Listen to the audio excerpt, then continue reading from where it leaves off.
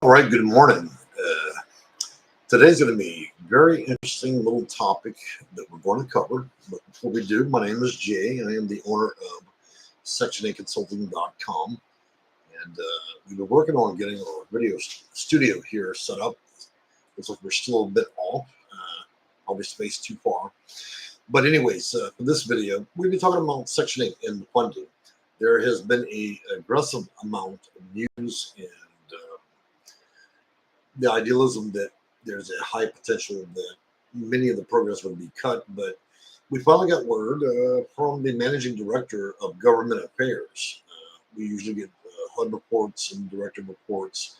So we got that approximately 24 hours ago, and as I had suspected from earlier reports where I've seen the changing where there's a bunch of cuts and then I see kind of a change. We finally got word that there will be zero cuts to Section 8 program vouchers, project-based. It appears also, in addition to the $28 billion being put into this, they bumped the ante up to $34 million. And that's a little bit higher than the norm. So let me tell you why that's higher. That means that anybody in prior years, only about 1/4 of all people that applied would have a potential to get a voucher, okay? Because of funding. Because of the high level of funding this year and the approval of $34 billion for the program, it means that virtually all people that applied, that qualified, would likely get a voucher. Now, I don't want you guys to confuse that with the concept of I've got a voucher and I'm going to run out there and get a place to live. That's, another very difficult task. Now, it is true that this administration has chose to cut $5 billion under a different program, which was for the homeless. But I think one thing we need to come to a realization here is, if there were cuts put in place, I know that the administration chose to terminate up to half of HUD staff and they cut homeless funding. I would imagine that shortly we should hear also they're probably going to roll out a different version of homeless programs or funding part, okay? So this is a complete reversal of everything. And again, that's from the that's from the director of government affairs, okay? And it has not even hit national news yet. It should. For most of you, if you look on Google and News and you type in HUD or Section 8, the next couple of days you'll see this roll out. Effective April 1st. And let me tell you another thing. This was approved by Congress. This is not hot talk. It's done. It's over with. So instead of this year being the worst year in history for Section 8, it appears that Mr. Trump and his team, as well as the new fellow he has running HUD, have made a determination that it would be in the interest of the nation to better fund the program, and they have. Now, there's speculation as to the homeless programs. Now, we all know that was kind of filled a little bit of fact. I think the issue that this administration has is probably the same one I do. We run a lot of programs. We run a lot of clients through homeless programs, and a lot of the money is being sucked up by the nonprofits. It's not actually serving the people that it needs to serve. Not enough of the money's flowing in that direction. So if I had to guess, and I'm going to guess professionally after doing this a quarter of a century, that right now they're looking at how to shut down that kind of behavior where we're spending $5 billion, but only a tenth of it's actually getting the homeless people. It's kind of like the second biggest travesty on the planet. Homeless shelters, most of them operate to make money versus actually helping the homeless, contrary to belief, and I know firsthand. So I think that they're probably reviewing how that can be changed. And I would imagine somewhere in between 30 and 90 days, we'll likely get some news that they have come up with a different system or different policies or rules. Then they'll likely refund that. And it'll be a little bit different. But in the end, this would likely be the best year in my entire career, in my opinion, that anybody could get a voucher that actually qualified. Okay. Now, as far as I know, there have not been any big policy changes in terms of qualification, but we have to understand right now we have a bigger problem. First of all, the media is the one that started all this. They presumed, big media, all of it, left and right side, Republican and Democrat, news agencies, presumptively published all that bullshit about cuts and this and that, and they ran with it, okay? And what it did is it struck a lot of fear in a lot of people. The reality of it is they were speaking about one singular program, and they made a presumption, and they were wrong. And so now this is the problem with the news. They'll create things that are juicy for them to get people to read and make them money, but the reality is very much different. So we should, like I said, see a lot of changes come up here soon. Now, the bigger problem we need to solve in the more intermediate is going to be, just because this has happened, we're still trying to unmold things. Look, a lot of housing authorities through the last couple of months have closed.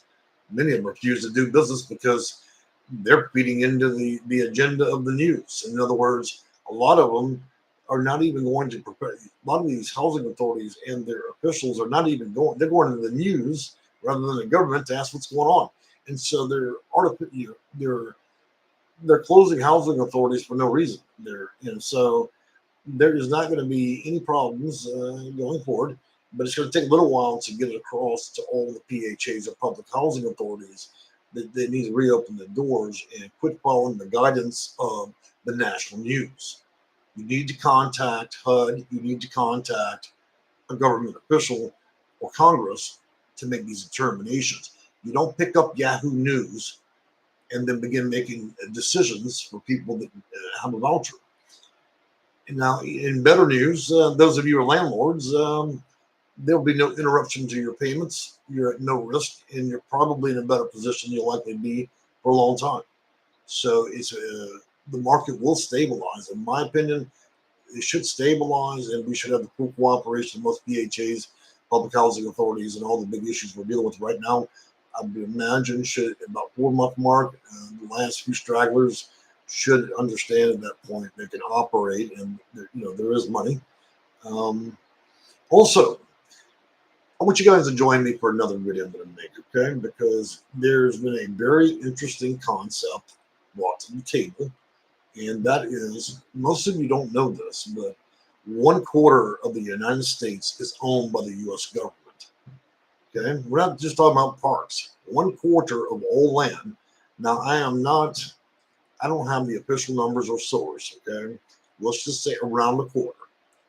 So, what this administration is trying to do right now is to stop all the inflation and all these investors and overseas people buying up everything and artificially creating these rent problems. They're looking at the potential to open up federal lands to build affordable housing. This administration is looking at a rather large segment of it, okay, which wouldn't be much of the U.S. land to do that, enough to deflect the action around the nation. In other words, they would open up enough federal land to incentivize builders to build, and that would reverse the action of these people that have a lot of money that like to buy 10 and 15,000 homes, leave them empty, and just build equity and then put them out of the market. In other words, they're buying up homes, they're putting nobody in there to build equity as a wealthy person, and they're actually artificially, they've created that problem in California. They've been doing it in Florida. And so by doing this, open up their federal land, it should open things up. So we're going to get very deeply into that. I'm hoping that will be approved and rolls out, because we should start to see a deflation of the market and an incredible amount of new properties built. And while it doesn't directly affect those of you that are a Section 8 participant or those seeking to be one, it's going to affect overall rents for everybody across the board.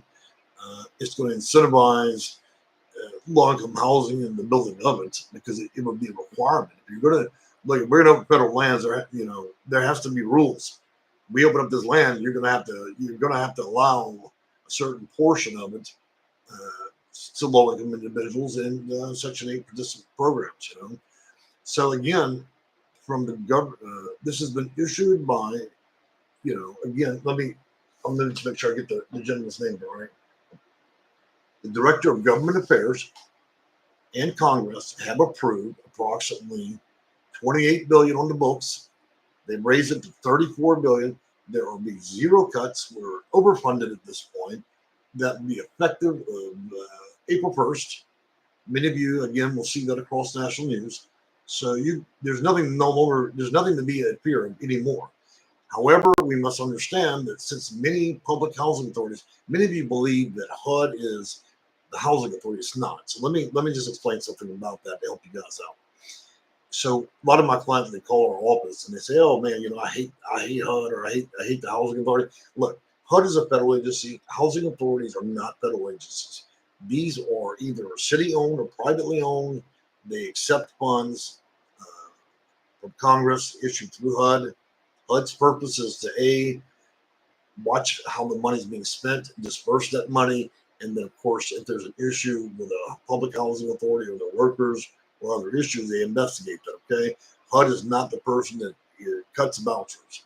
So what I'm saying here is, it's going to take a couple of months for these housing authorities that are being rogue actors. Like, if you go into Google News, you type in Section 8 housing, or you type in HUD into Google News right now, you'll see many housing authorities, instead of doing these professionally and contacting HUD, the U.S. government, or even Congress, they've elected to shut their doors, not issue any vouchers out of fear, because instead of actually being a professional and going and checking and doing the proper thing, they decided they're going to get their news from the MickeyMouse.com, and they decided to make all these decisions so ill-informed.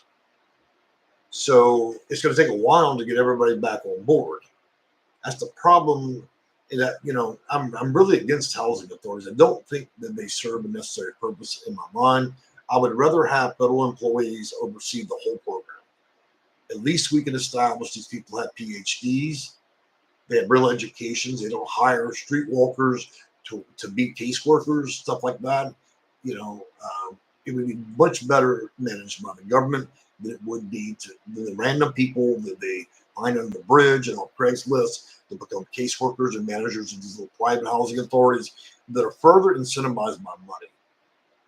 It was a bad concept to start with. I really believe that HUD should be the one making the decision here. Seriously. I mean, I understand there are housing authorities that operate ethically, but the sheer number of them that do so badly. I mean, when I think of a few federal agencies that are doing a bad job, I'm thinking of the post office losing billions, and I think of, not HUD, but I think of housing authorities. These things are ill-equipped. We're talking about people that barely got GEDs out the bubblegum machine, that barely last 4 to 8 weeks at their job. They've never read a policy. You know how many times our office has gotten on the phone with a PHA employee, and we discuss Title 24 federal codes, and they literally, when you're talking to the housing worker, they deny that the law even exists. That's the level of ignorance we're dealing with. And so it's going to take a couple of months to get housing authorities on board to understand there's not a problem. And I really want to warn you guys about the news. The news can be a dangerous thing. It's a gambit right now, and they fluff everything up, and they make it seem one way when it's not. It's not. And so the reality of it is, we're going to probably see a really good year this year. And in our second video, when we talk about the federal lands and approval of that, that'll be a real game changer across the board. So my advice is still the same as it was when I had deep concerns as to whether or not I was trying to predict whether or not this administration would favor or not favor Section 8 programs and so on. I didn't base my thought process on the news. Now, I had some concerns, a pretty high mark on it. This is all going to be a very bad year. But again, in a very stunning reversal of thought here for everybody, this administration has chose to fund it and overfund it, so much so that there's enough. And so the problem has been solved. Everybody can stop panicking. It's over with. Now, again, there was one defunding, $5 billion on homelessness. Look, that program's still fraught with things too, because that funding was actually is administered through nonprofits. So they're probably looking at the amount of waste. They're trying to figure out what to do with this, rewrite rules and policies. A lot of these nonprofits will go bankrupt. And in my opinion, if the best they can do is what they have been doing, then maybe it's time to start again and maybe figure out a new way or actually push that program into the housing authority again.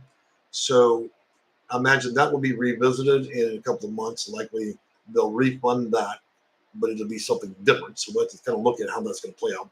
And then, of course, we're looking at the high potential of opening up federal lands for not only building affordable homes, but also given that criteria that if the U.S. government is going to open up federal lands to allow builders and incentivize them, that they must, under government rule, a certain portion that has to be specifically reserved for those that simply don't make a high practical income. And so that's a great opportunity. I mean, the country owns 1/4 of itself.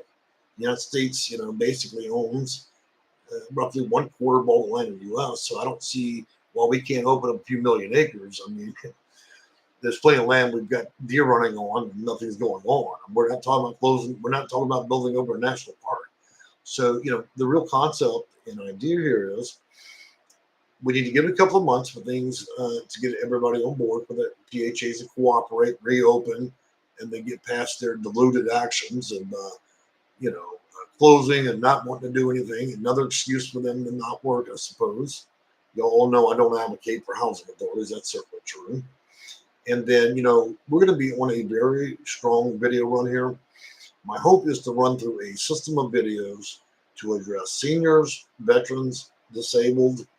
Then I'm going to get into some of the deeper details. Now, I had promised to do that in the last one, but I got to be honest with you. I had big plans for a series of videos, but then so much was happening and so much uncertainty. I was uncertain as to whether or not publishing those videos would have been quite appropriate when we didn't even know whether or not we were going to have any funding at all. So I chose to back off on that deal. But since I've gotten that report and I've confirmed and I've seen it for myself, the congressional budget is there. This whole thing is over with. Okay. But interesting enough, I understand that I actually checked. It's so sad that big national news agencies still have not picked up on this. They're asleep. They only like things like death tolls and drama, to blow up drama. So it'll probably take them about a week before they actually get it out there, a couple of days or maybe a week where you start hearing it. And again, the news doesn't like to report anything good. So this would be uninteresting. Nobody's died. There's not a death toll. The hurricane didn't kill everybody. They don't have some shit they can talk about Trump or another president. So we may never hear from them again. They may have to close their doors. All these news agencies. I can tell you this: the news is nothing like it used to be back in the '80s. It's everything is just incentivized, politicized, and all about money. It's no longer about the truth anymore. I don't know. A lot of people say it's fake news. I don't know if it goes that far, but it certainly is extravagant. You're trying to figure out what the hell the truth is anymore. You need to fact check everything, basically, because you don't know who's wanting to make money and who's wanting to tell the truth. So, all right, guys. So this was like I said, this was unexpected and a rather big reversal on everything that I believe is going to happen. So it shows that even an old pony like me sometimes can learn a new trick, and that's don't always believe, even through your own professional experience, that something's set in stone. This clearly sets that standard where we see a complete reversal of all that we believe. For most of you, this will be a fantastic year. But let's not exclude one fact: summer's coming. It's going to be tough. So if you consider getting Section 8, getting out of the market and getting a voucher, dealing with subsidies, Section 811, Section 202, learning more about it, visit our channel. For those of you who have difficult questions or you're struggling personally to get housing or navigate the voucher, reach out to my office. This is what I do. We do have costs. We do, the appointments have costs to it, but considering we're able to expedite a great deal of what we do for clients, it's usually a bigger benefit than have you sit there and wander around for 10 or 15 years in a waiting list hoping to get a voucher. Sometimes most of our cases resolve in 4 months, 8 months, 12.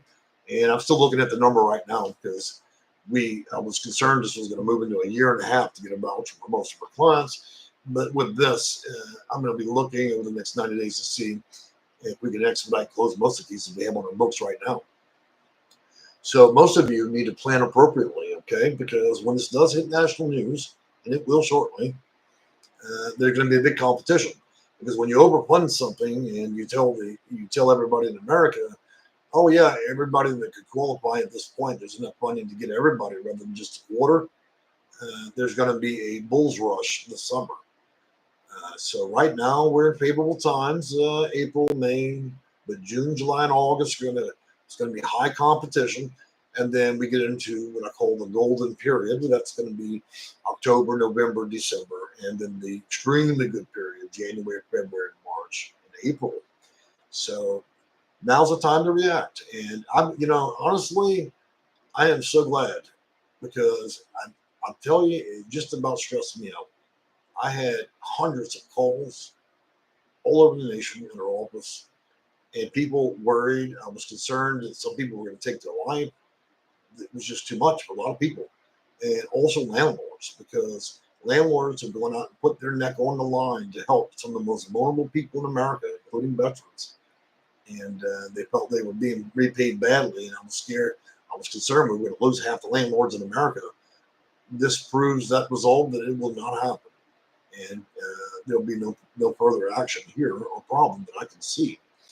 And with the opening of potential federal land, that's going to really change and actually open up things even better.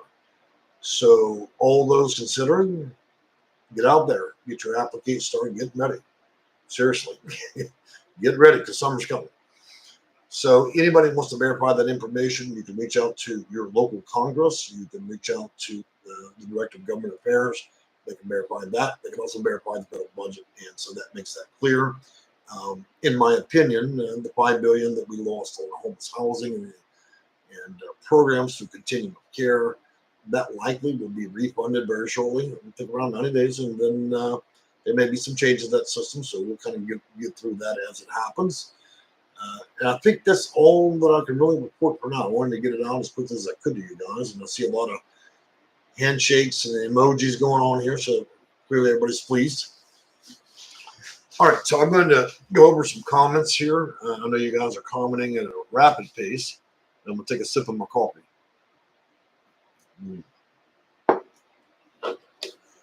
All right, let's see who we've got on our comment section here. Auntie April says hello back to you, or good morning. Mindy Christie says hello, and hello to you, and good morning. Disabled Outcast, can you share the email address, website to sign up for those HUD updates? Well, one great source to get some updates would be through affordablehousingonline.com, okay? Because they are, well, they're a federal subsidiary, and sometimes they give that kind of news, okay? Jennifer So Chang, I believe, says hello. Good morning to you, and hello. Jill Bowman says hi from San Diego, California. Well, hello from Houston, Texas. AJ says mainstream media had me fooled and fearful too. Look, AJ, you weren't the only one. I mean, I must have fielded somewhere upwards of 500 calls. It was insane, and I could, as long as I've been doing this, even I struggled to understand which direction it was going to go, But you know what? We don't need to worry about that anymore because that is over with. The big changes are in. We're going to be overfunded, and there's additional things to be added on top of that. So I think that we're in a good position. Oscar says, my wife and I are already grateful for everything Jay has done to help us deal with the difficult situation. Well, thank you. And AJ, thank you for keeping us updated. Sky Blue has 2 question marks. AJ goes on to say, please press the like. Okay. Thanks for advertising for me. I believe this is Kara Knows 144K. Greetings, everyone, and good morning to you. Hope your year goes well. Well, thank you. Rasputin says, I want to go back to Los Angeles. I'm living in Pennsylvania.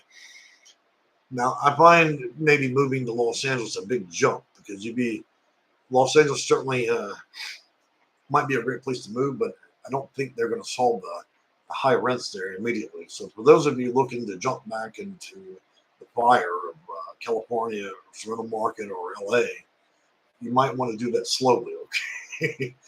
Because those are pretty serious markets to compete in with the voucher and so on. I don't even know what you're going to do in LA, or if you even have a voucher, but just take your time with that so you don't end up in an unaffordable situation, okay? Sky Blue goes on, so grateful for you, sir. Well, thank you. Uh, Lots of thank yous from a whole lot of people, including Stephanie, Kala, Sky Blue, Karen Knows, and that's all the comments. Well, I really enjoyed this. This is the simplest thing I've ever had to report, but one of the best in probably my career. And again, my name is Jay. I'm the owner of Section 8 Consulting.com. If you've got problems within the system, you're having difficulty navigating federal law, dealing with navigating Section 8, Section 811, 202, and all the other federal codes that permit the use of Section 8 vouchers, subsidies, and so on, or you're having a difficult time with your PHA, Public Housing Authority, or a landlord, and it's related to housing, reach out to our office. We can see if we can help you out. I have done probably 22,000 clients over the years. I am well founded in policy, procedures, data manuals. So there is very, put it this way, I can count on two hands how many times people have asked me a question in terms of Section 8 housing and vouchers that I do not have an answer for. And that includes complex cases that deal with going to court, federal court, and so on. So I'm well practiced in the area. And we've been able to resolve many matters between PHAs, landlords, and other cases that are quite sophisticated at times. I know we've got one recently where there's about 8 different layers to it, and I'll probably spend months trying to unravel who's telling the truth, So housing and trying to get easy housing without a lot of problems can be quite difficult. All right, guys. Well, I've said enough about that. And again, if you want to reach out to our office, www.section8consulting.com. And we will see you in a couple of days. And I'm going to discuss the next step to this, where we add portable housing or federal land, and see whether or not that's actually going to come to fruition. Until then, I want you to enjoy your day and think carefully and be glad that this happened. Because otherwise, had this not happened, we would have seen one of the most difficult periods in U.S. history in terms of low-income housing. Okay? And a lot of you thought the biggest adversary, for many of you that don't like this president or this administration, he turned out to be the very guy that saved many of your asses. I'm not on either side of the deal, but I'm always favorable to anything that would help clients. Okay, regardless of which side of the political arena you're on. I serve both Democrats and Republicans, so I'm a little bit surprised this administration ended up being the biggest player behind keeping people housed. So that's always good news, no matter how you put it. All right, enjoy your day, and we'll see you again.